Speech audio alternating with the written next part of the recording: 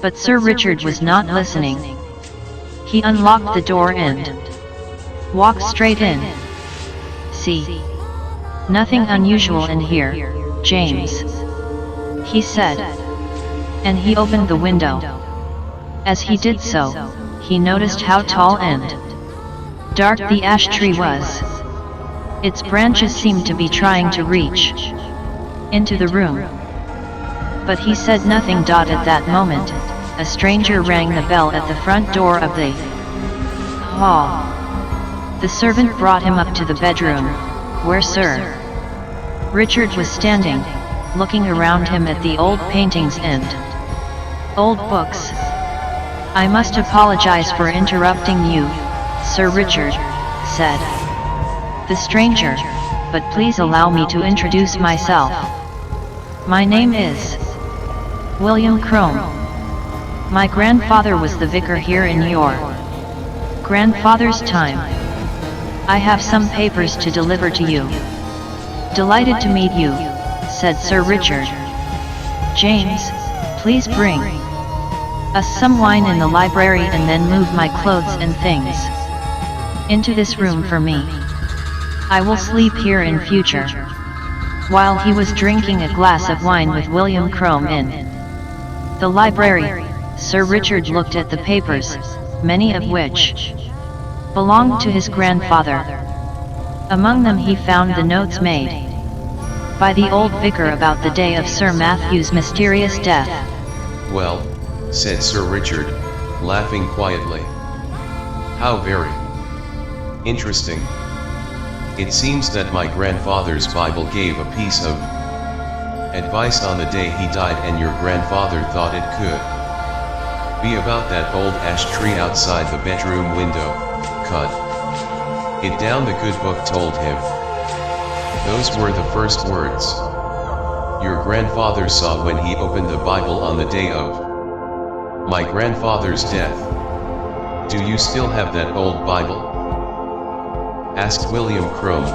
"I'd very much like to see it." Sir Richard found the old Bible easily. "Yes, here it is. A bit dusty, I'm afraid. Let's see what it has to tell me. I'll open it at any page and read the first words I see, just as your grandfather did." He opened the book and his eyes fell on the words, "You shall look for me in the morning, and I shall not be here." Sir Richard was sure that the words were again about the ash tree. The Bible was crying to give him some advice. He ordered some of his servants to cut it down the next day. But Sir Richard did not live to see them cut the ash tree down. That night, at exactly midnight, a strange and terrible animal jumped from Sir Richard's bed, ran silently to the window and disappeared into the shadowy branches of the enormous tree. No one was there to see it, but the next morning they found Sir Richard's body, like his grandfather's, dead and completely black. When William Crome heard the news of his new friend's death, the words from the Bible came back to him, "You shall look for me in the morning, and I shall not be here." He immediately hurried to Castringham Hall, where he found the family and servants crowded round the ash tree. Sir Richard's last orders were that we should cut down this tree, explained James, and then, in a quieter voice, he went on. "And there's something very strange about that tree, sir. Very strange. It's hollow, and they say something lives inside it." The gardener put his ladder against the tree and climbed up to look inside. As he held a light over the hole, his face suddenly looked so terrified that several of the people watching from below screamed and turned to run. The gardener himself fell off the ladder, dropping his lamp down into the hollow tree, which quickly caught fire. As the tree started to burn, the crowd saw an animal run from the tree. They screamed in horror as they saw its shape and size. It looked like an enormous spider, about the same size as a man's head and covered all over with gray hair. Look, there's another. And another. Someone shouted. For a long time the men watched these terrifying animals trying to escape from the fire one after another, and then they killed them with sticks. At last, the fire burned itself out and William Crome, James, the servant and some of the braver people went to look inside the blackened tree. There they found the bones of a human being. The doctors who examined it afterwards said that it was the body of a woman who died around 1690, the year that old Mrs. Mother Soul was hanged. Chapter 2: A School Story. Two men, John and Edgar, were having dinner together one night when a conversation started on the subject of school days.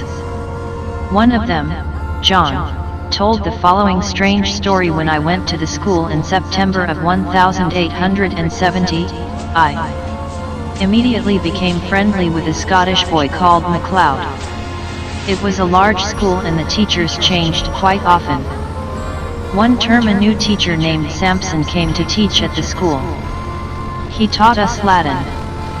He was tall and pale with a black beard, and he was popular with the boys because he used to tell us all about his travels to different countries. He always carried an old gold coin in his pocket, which he found on a trip to Turkey, and one day he let us look at this coin closely. On one side of it was the head of a king, I don't know which one, and on the other side of it were the letters GWS, for Sampson's name, and the date July 24, 1865. We enjoyed Sampson's classes because he often asked us to invent sentences of our own, instead of always doing the boring exercises in the grammar book. One day, he asked us for sentences using the word remember in Latin. We all wrote our sentences in the usual way, and Sampson came round to correct each of us. My friend MacLeod seemed to be having some difficulty in thinking of a sentence, and when the bell went for break, I saw him write something very quickly, just before Sampson reached him. So MacLeod's sentence was the last one that Sampson corrected that day. I waited outside the classroom for what seemed a long time before my friend at last came out. I guessed that he was in trouble for making a mistake. When he did come out, he was looking thoughtful. What happened? Was old Sampson angry? I asked.